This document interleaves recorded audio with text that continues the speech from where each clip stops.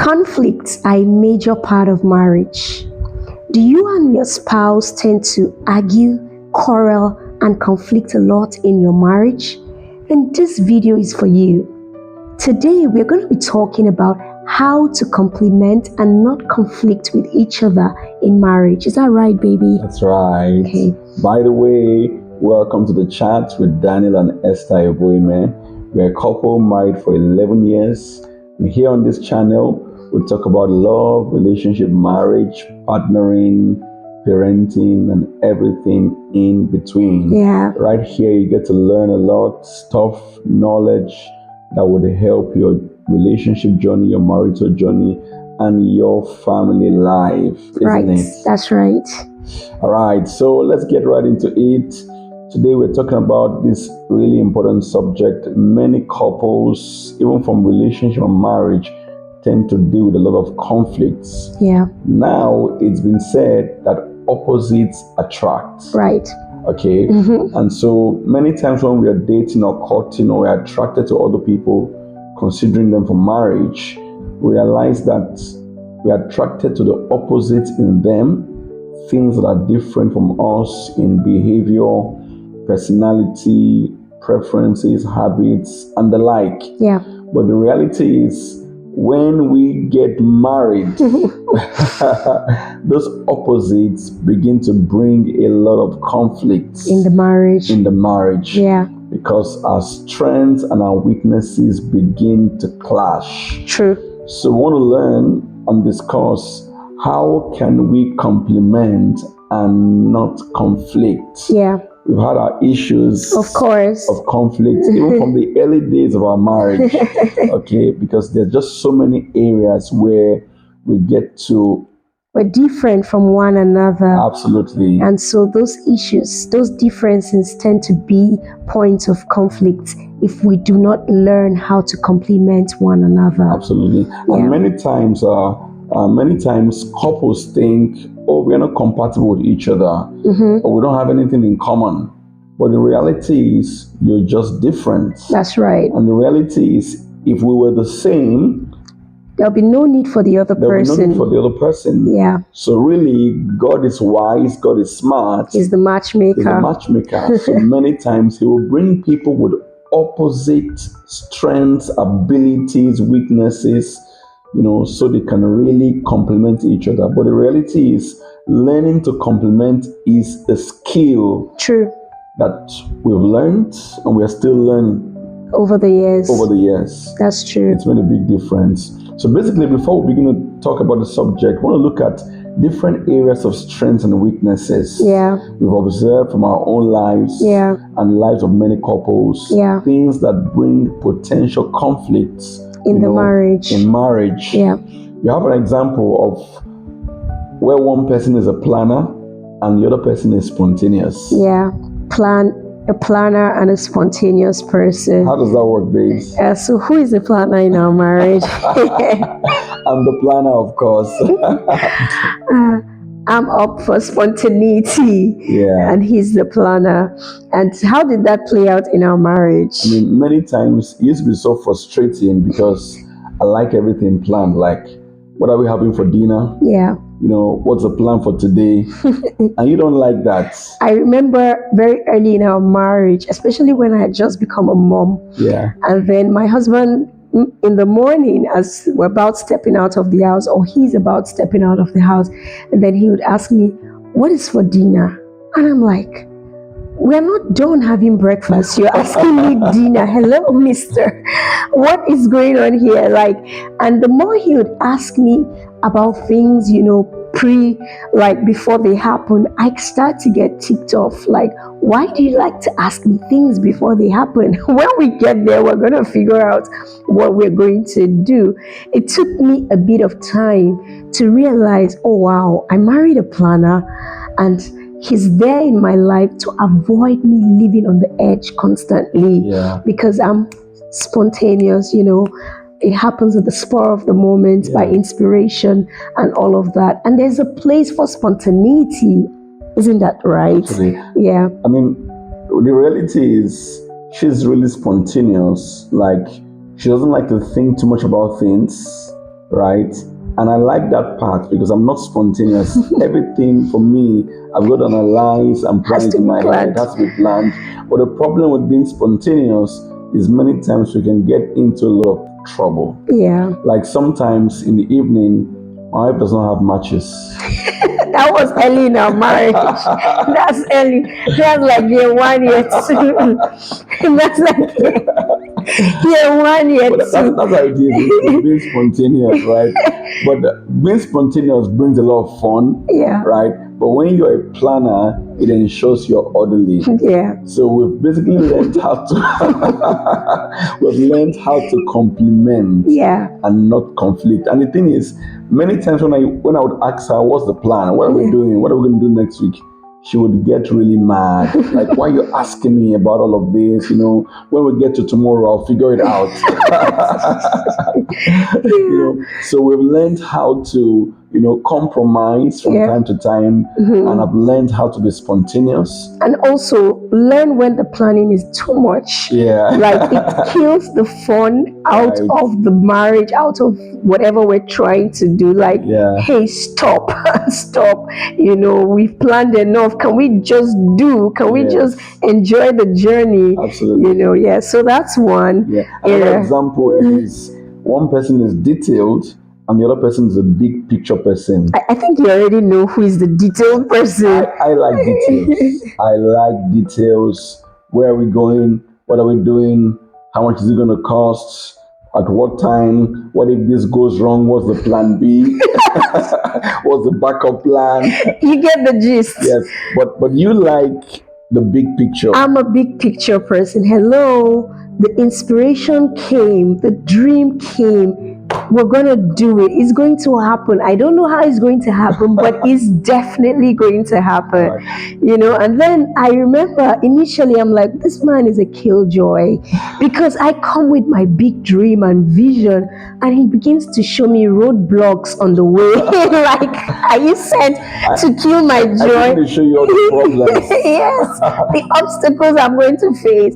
Have I thought about this? Have I figured this out? Hello. They are supposed to pan out as I move along, But what I've honestly come to realize that there are sometimes I went with my big picture dream, my big picture idea, and I was stuck on the road and I couldn't move anymore. And then I had to start appreciating the detail, the attention he gives to details, really. I like details, and the problem with being too detailed is sometimes with my personality, being too detailed, it could hinder me from taking steps. Hinders motion. And from launching out productively. How do they say it? Analysis leads to paralysis. Too much analysis. Too much analysis leads to paralysis. So we've learned to really complement each other and to ensure we don't have conflict. Because many times when she will bring her plans to me, her lofty ideas and visions, by the time I analyze it, I would literally discourage her. Seriously, it was funny. I would give so much detail to it, the good, the bad, why it's possible or why it's not possible. And that would really bring too many roadblocks to her. That would just make me immobile. Yes. Yeah. So, but we've learned sometimes you've got to be detailed. Despite seeing that there are obstacles on the way, we still move. We still go ahead. The big picture. At least we're aware of what we're going to meet on the way. All right. Yeah. Just similar to it, you have a situation where one person is a dreamer, the other person is more pragmatic. Yeah. Isn't it? Very similar. Very similar. And I'm the dreamer, you can tell. She likes to dream. Yeah. She dreams about our family. Yes. She dreams about vacations. Yeah. When we are having birthdays or anniversaries, I start to dream about it. How it's going to look. How our child's 10th year birthday has to look, from dress to cake to photo shoot. It's gonna be an event, and so I just like to dream. I'm more pragmatic. Yeah. Another example, for example, is one person is a realist while the other person is an idealist. Yes. Very similar. I'm the realist. And I'm the idealist. She's so ideal in terms of her plans. Everything is perfect. But for me, I'm a realist. I'm always like, let's be realistic. That's the word. That's the word. Let's be realistic. Let's be realistic. We can't do this and this and this all at the same time. Yeah. Where is the energy going to come from? Yeah. I mean, the thing about it is sometimes Yeah. you can jump pack so much activity within a short time. And I'm telling you, we don't have time for that. It's not possible. How is it going to happen? And How much do we need? in my idealistic head, they're all supposed to fall in place. Absolutely. They're all supposed to happen. If they come to your mind, it means it's doable. Yes. You know? I mean, you have another example where one person is an extrovert and the other person is an introvert. Yeah. You know, so one person likes to talk a lot. Yes. You know, likes to hang out with people, is very social type. Yeah. And the other person likes their own space. They like their own likes to be space. isolated, likes to be by themselves. Not much of a big talker. Yeah, absolutely. I mean, for us, who is the extrovert? Well, if you ask our kids who is the big talker in this house, who are they going to say? You? No way. Yes. Okay. They say the thing with us is, I think we both have the introverted part and we have the extroverted part. So we are semi-introvert, extrovert. But when it comes to our relationship, he's the bigger talker. Okay. Yes, when it comes to the relationship, he's the bigger talker. I talk more publicly, you know, I talk more on issues outside of this relationship, but he's a big talker in this. So but we have stark differences whereby one person is just the introvert and another person is just the extrovert, and they begin to conflict a lot because of those differences. But even between us, we had a lot of conflicts initially because in the home, I like to talk about everything. Yes, true. I mean, I'm like, let's talk. Yes. 12 midnight, 4 a.m. He wants to talk. I want to talk. I want to talk about stuff. But for you like to have your space. True. You like some privacy. Yes. You know, I didn't used to like difficult conversations. Yes. You like to process things in your mind. Yes. Sometimes you would say you're not ready to talk. Yeah. Give me some time. Yeah. Or you know what, I don't want to talk about this issue. Yes. Or I'm still processing it. Yes. But for me, I want to talk right here, right now. Yeah. For me, if I haven't talked about an issue, then it hasn't been dealt with. It's not been dealt with. There's no resolution. I'm good with difficult conversations. Yeah. I mean, I'm not happy about this. I'm not happy about what you did or what you said. And even when you're happy about stuff, you talk about it. Absolutely. But I internalize a lot. Yeah. So that used to bring loads and loads of conflict initially, isn't it? Yes, because it will really, really tick you off that I don't want to talk. Yes. Yeah, and then it will tick me off that you're forcing me to talk. True. Yeah. True. Another example is one person is a spender and the other person is a saver. Yeah. Now, this is a real big one. It is. Because it really affects the finances of a family. Yes. When one person likes to spend a lot, and the other likes to save. The other person likes to save, likes to keep money aside. Many times it brings loads and loads of misunderstanding. For us, how does it work? Well, obviously, I'm the saver. I shouldn't say obviously because you don't know us that much, but I'm the saver. I'm the spender. And he's the spender. I always, when money comes to my hand, I always think what part needs to go to savings, you know. But for him, what do we need to do? What do we need to do in the house? What do I need to give towards? And I'm like, you need to budget your giving as well. You know, so he's always wondering why money never finishes in my hand, and I'm always wondering why money always finishes in his hand. Now, when money comes into my hand, you know, like I'm thinking about what do we need to do? Yeah. Who do I need to give to? I'm eager to spend. Like until he comes to 0, but he's not satisfied. But the thing is, we used to have a lot of conflict. Yeah. But I learned from you how to budget. Well, the conflict wasn't even about the money. It was the fact that I didn't really understand why he didn't get the fact that you should budget your money and not finish it up, and don't come to me asking me, baby, do you have this? Because you had way more than me, and yet it's gone, When it comes to money wise, I do most of the spending in the house. Well, we've talked about this in one of our videos. The saver, the spender, they're not bad. They're both needed in the marriage, because I realized that I could save in a way that I basically strangle the fun out of our marriage. True. Because there's no treats, there's no random, do this and do that, because everything is budgeted for. And so he who is the spender will wake up and say, oh, I got this for us, or we're going out today to eat, and stuff like that. And that brings a lot of fun and excitement, not just for us two, even for the children as well. Okay. And so learning to appreciate the spender in him, and he learning to appreciate the saver in me, has made a difference in our marriage. It has. I mean, I've learned to also budget a lot. Yeah. And to see the need for saving. Yes. Because many times in the past, when I would just spend, I'll come to zero. And I got no savings. I had no savings. And sometimes I would have to rely on you, like, baby, to get some money, to get things done. Yeah. So over time, we have both learned how to work with each other and value each other's strengths in that area. Yes. I mean, and then maybe one last one is, you have situations where one person is laid back while the other person is driven. Yeah.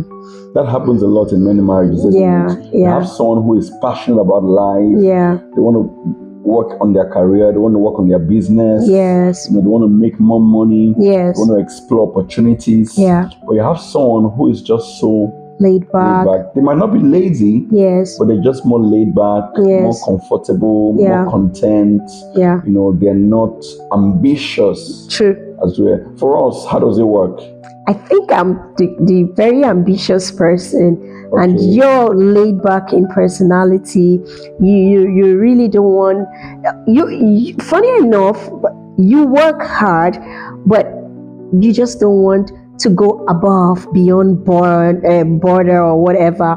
But for me, I just want to push, try and push. And then also, I should say that there are other areas that I'm laid back and you're very passionate about.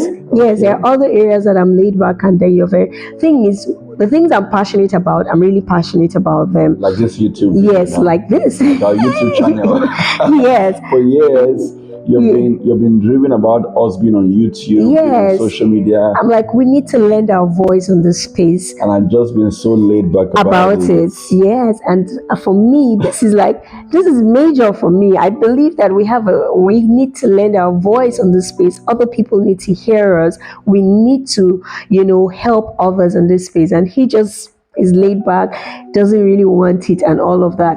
But there are areas where you are very consistent, very dogged. I see you, the way you do like ministry, the way you pastor, you are very, very intentional, dogged, driven.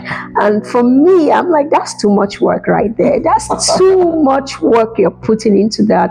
I'm laid back when it comes to that kind of structure and things like that. So really knowing, who is who in what areas, because it all plays out differently in different areas. But if I'm to say, we've shared so many differences now, areas that bring conflict in terms of strengths and weaknesses. True. What do you think has helped us? I mean, 11 years married now. What has helped us in being able to complement each other and not to keep conflicting? Because we used to actually have loads and loads of misunderstandings. Yes. But we just realized over time that these are basically just strengths and weaknesses playing out. Yes. So how can someone hearing this learn, complement? I think to start it off, the first thing you need to do is begin to observe your spouse. Observe your spouse. Observe the differences between your spouse and you. Just look at it like from, how do I say, take yourself out of it, take yourself out of the marriage and just look at the person for who they are. Why are they doing this? Is it because they want to hurt me, or are they just being themselves? Yeah. You will realize that this person is just being themselves. The being detailed, the being a planner is just somebody being themselves. They're not trying to hurt me. It's just a person giving expression to who they are. And so when you're able to observe and see that this is who my spouse is, then you are going to be able to appreciate them better, and also observe yourself.